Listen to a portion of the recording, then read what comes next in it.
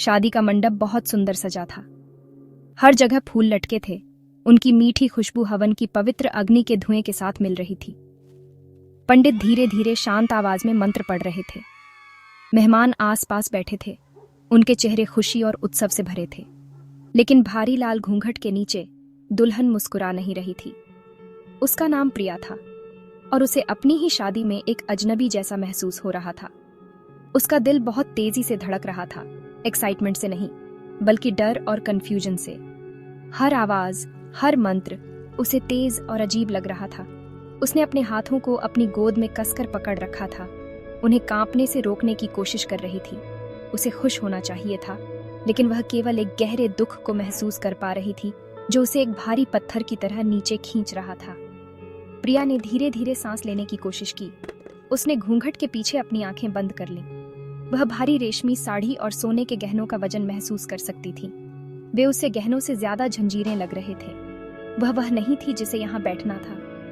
यह उसकी बड़ी बहन रीना की शादी का दिन था। यह रीना का दूल्हा था, रीना का फ्यूचर। प्रिया सिर्फ एक सब्स्टिट्यूट थी, परिवार की इज्जत बचाने के लिए आखिरी मिनट का रिप्लेसमेंट। इस विचार से उसे छोटा और इनविजिबल महसूस हुआ। उसने सोचा कि क्या कोई उसके चुप आंसुओं को देख सकता है जो उसके गालों से नीचे बह रहे थे, दुनिया से छिपे हुए थे, उसके चेहरे को ढंकने वाले सजे हुए कपड़े के पतले टुकड़े से। दूल्हा समीर नाम का एक नौजवान उसके बगल में बैठा था। वह अच्छा लग रहा था, लेकिन वह उसके लिए बिल्कुल अजनबी था। उसने उसे केवल एक बार देखा था, दूर से, जब वह उसकी बहन से मिलने आया था। अब वह उसका पति बनने वाला था। जिंदगी इतनी पूरी तरह से कुछ ही घंटों में कैसे बदल सकती है? उसने अपने सपनों के बारे में सोचा।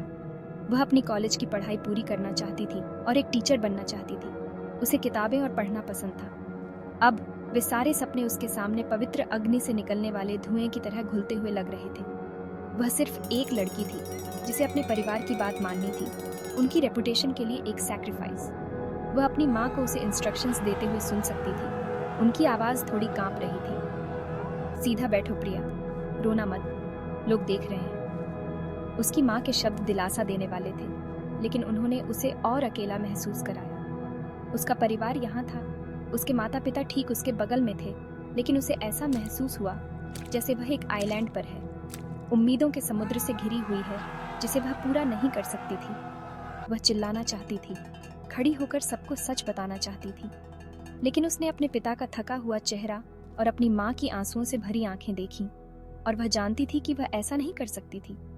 वह फंसी हुई थी, सिर्फ घूंघट से नहीं बल्कि अपने परिवार के लिए प्यार और ड्यूटी से। बस उसी सुबह घर में अलग तरह की अफरा तफरी थी। हवा में घबराहट भरी थी। प्रिया की बड़ी बहन रीना गायब थी। उसका कमरा खाली था। उसकी शादी की पोशाक बिस्तर पर एक उतारी हुई खाल की तरह पड़ी थी। उसके तकिए पर एक छोटा सा नोट पड़ा था। उसमें रीना ने लिखा था कि वह किसी और से प्यार करती है और उसके साथ भाग गई है। उसने परिवार पर शर्म लाने के लिए माफी मांगी, लेकिन उसने कहा कि वह झूठ नहीं जी सकती। यह खबर परिवार पर बिजली गिरने जैसी थी। उसकी माँ बेहोश हो गई और उसके पिता जमे हुए खड़े थे। नोट उनके हाथ में कांप रहा था। खुशहाल शादी का घर एक पल में मातम के घर में बदल गया। परिवार डरा हुआ था। वे दूल्हे के परिवार को क्या बताते? वे सैकड़ों मेहमानों को क्या बताते जो आने वाले थे? शर्म असहनीय होगी। हमारा नाम समाज में खराब हो जाएगा, उसके पिता बार बार दोहरा रहे थे। उनकी आवाज निराशा से भरी थी। कोई हमारी प्रिया से शादी नहीं करेगा, हम बहिष्कृत हो जाएंगे। उसकी माँ अब होश में थी, बेकाबू होकर रो रही थी। वह हमारे साथ ऐसा कैसे कर सकती है, अपनी ही बहन के साथ? सामाजिक अपमान का डर अपनी बेटी के चले जाने के दर्द से ज्यादा था। वे एक साधारण परिवार थे जिन्होंने हमेशा अपनी इज्जत को सबसे ऊपर रखा था। यह उसकी दादी थी जिन्होंने सबसे पहले अकल्पनीय विचार सुझाया। प्रिया रीना की जगह ले सकती है, उन्होंने धीमी दृढ़ आवाज में कहा। वह भी हमारी बेटी है। दूल्हे के परिवार ने रीना को केवल दूर से देखा है। घूंघट के साथ शादी खत्म होने तक कोई अंतर नहीं जान पाएगा। पहले प्रिया के माता पिता ने विरोध किया। यह गलत था, यह प्रिया के लिए अनुचित था।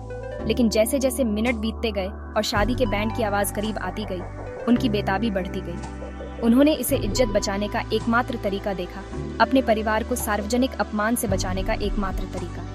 भविष्य के लिए उनके डर ने उनके फैसले पर पर्दा डाल दिया।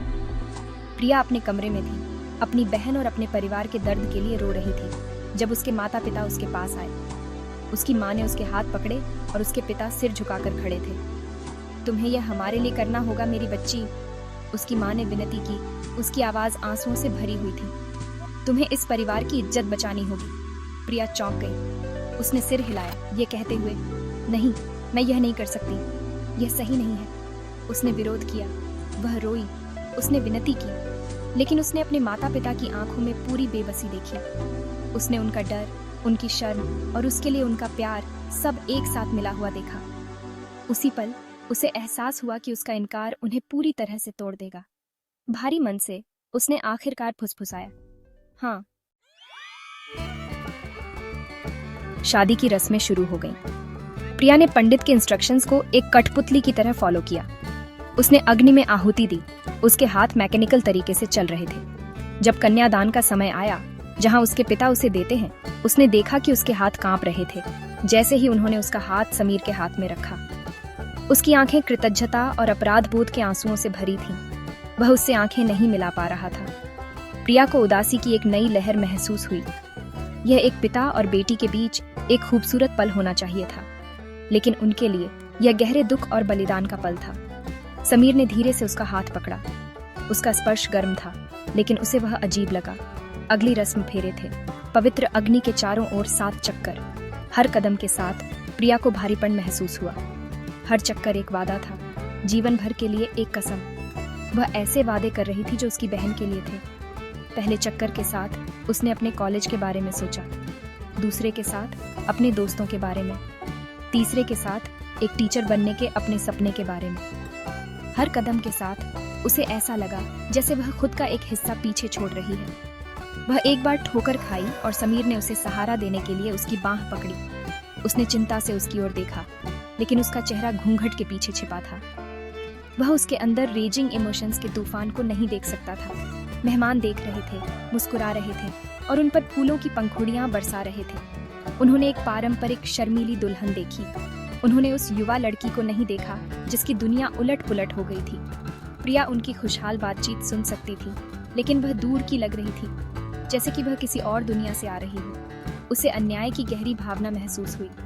उसे अपनी बहन के कामों की कीमत क्यों चुकानी पड़ी? एक परिवार की इज्जत एक बेटी की खुशी से ज्यादा महत्वपूर्ण क्यों थी? ये सवाल उसके दिमाग में घूम रहे थे, एक खामोश चीख पैदा कर रहे थे जिसे कोई नहीं सुन सकता था। उसे भीड़ में पूरी तरह से अकेला महसूस हुआ। आखिरकार सिंदूर का पल आ गया। पंडित ने समीर से दुल्हन के बालों के बीच में सिंदूर लगाने के लिए कहा, जो शादी का प्रतीक है। जैसे ही समीर ने उसका घूंघट उठाया, पहली बार उसने उसका चेहरा साफ देखा। उसने उसके गालों पर आंसुओं के धब्बे और उसकी आंखों में रॉ दर्द देखा। वह रुका। उसके हाथ में सिंदूर हवा में जमा हुआ था। पूरा मंडप खामोश हो गया। हर कोई अब उसका रोता हुआ चेहरा देख सकता था। एक छोटे से सेकंड के लिए प्रिया ने उससे नजरें मिलाई। उसकी आंखों में उसने गुस्सा नहीं, बल्कि एक गहरी कंफ्यूजन और दया की एक झलक देखी। उसकी ओर से वह एक नजर पहला संकेत था कि शायद, बस शायद, वह पूरी तरह से अकेली नहीं थी। एक पल की तनावपूर्ण खामोशी के बाद, जो एक अनंत काल जैसी लगी, समीर ने रस्म पूरी की। उसने धीरे से सिंदूर लगाया। उसने इसे एक अजीब शांति के साथ किया। उसकी आंखें कभी उसके चेहरे से नहीं हटी। फिर उसने उसके गले में मंगलसूत्र बांधा। शादी पूरी हो गई थी। प्रिया अब उसकी पत्नी थी। मेहमानों ने ताली बजाना और चीयर करना शुरू कर दिया। तनाव का पल उन्हें भुला दिया गया था, लेकिन प्रिया और समीर एक खामोश समझ में बंधे थे। वह जानता था कि कुछ भयानक गलत था, और वह जानती थी कि वह जानता था। उसके माता पिता ने चैन की सांस ली, लेकिन उनके चेहरे अभी भी इस चिंता से भरे थे कि आगे क्या होगा। विदाई का समय आया, दुल्हन की विदाई। यह एक ऐसी रस्म थी जो हमेशा आंसू लाती थी, लेकिन प्रिया के लिए आंसू सिर्फ अपना घर छोड़ने के लिए नहीं थे।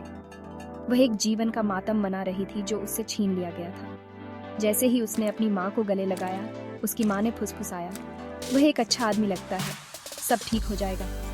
प्रिया इतनी यकीन नहीं थी। उसने अपने पिता को गले लगाया, जो सिर्फ उसकी पीठ थपथपा सके, एक शब्द भी बोलने में असमर्थ थे। वह अपना घर, अपना अतीत और अपने सपने पीछे छोड़ रही थी। एक ऐसे भविष्य में कदम रख रही थी जो पूरी तरह से अज्ञात था और उसके लिए भाग्य और परिवार के दबाव से चुना गया था। कार में अपने नए घर जाते समय प्रिया और समीर के बीच एक भारी खामोशी थी। वह खिड़की के पास बैठी थी, अपने शहर की जानी पहचानी सड़कों को गुजरते हुए देख रही थी। हर मोड़ उसे उस जीवन से दूर ले जा रहा था जिसे वह जानती थी। वह डरी हुई थी कि आगे क्या होगा। वह इस आदमी अपने पति से क्या कहेगी? वह एक रहस्य की नींव पर बने जीवन की शुरुआत कैसे करेगी? उसे रिजेंटमेंट, डर और एक छोटी नाजुक सी उम्मीद का मिश्रण महसूस हुआ, क्योंकि उसने उसकी आंखों में जो दया देखी थी। उसकी यात्रा सिर्फ एक नए घर के लिए नहीं थी, बल्कि एक नई पहचान के लिए थी। जीवन हमेशा वह नहीं होता जो हम प्लान करते हैं। कभी कभी यह अप्रत्याशित मोड़ लेता है, हमें ऐसे रास्तों पर मजबूर करता है जिन्हें हमने कभी नहीं चुना। प्रिया की कहानी एक बलिदान से शुरू हुई, अपने परिवार के लिए प्यार और समाज के इमेंस दबाव से पैदा हुई। उसका दिल एक ऐसे चुनाव के बोझ से भारी था जो उसका नहीं था। लेकिन जैसे ही वह अपने नए पति के बगल में बैठी, एक अजनबी जिसने अब उसका भविष्य अपने हाथों में ले रखा था, वह जानती थी कि यह एक नए चैप्टर की शुरुआत थी। यह एक ऐसा चैप्टर था जिसे उसने नहीं लिखा था, लेकिन जिसे उसे जीना होगा। और शायद समय के साथ वह उसमें अपनी लाइनें लिखने का एक तरीका ढूंढ सके।